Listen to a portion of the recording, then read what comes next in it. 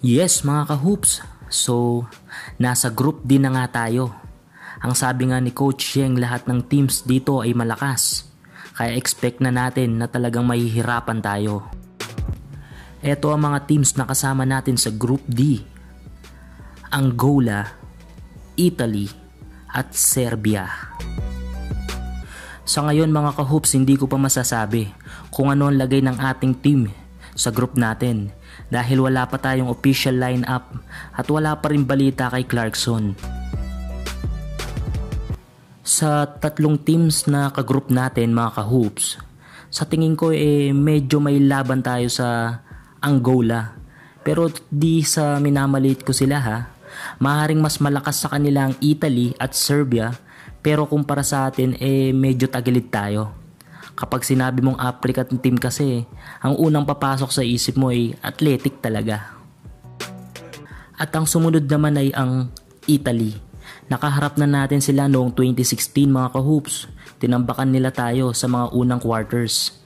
Pero nakasabay naman tayo sa mga huling quarters, but still, talo pa rin. At para manalo tayo ngayon, syempre, kailangan natin mag-upgrade o mag-iba ng diskarte sa laro. At ang pinakamalakas sa group natin mga ka-hoops ay ang team ng Serbia. May mga players sila na nasa iba't ibang teams sa NBA. Meron sila sa LA Clippers, Sacramento Kings, Denver Nuggets, at Philadelphia 76ers.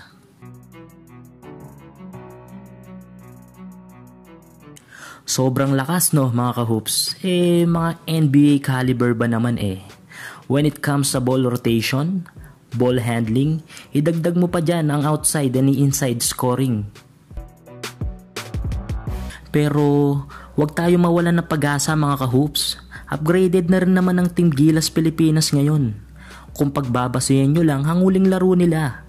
At may waiting pa tayong dalawang alas, si JC at si Martin, di ba? Si Pajardo na nagpabaliktad ng laro kontra Kazakhstan.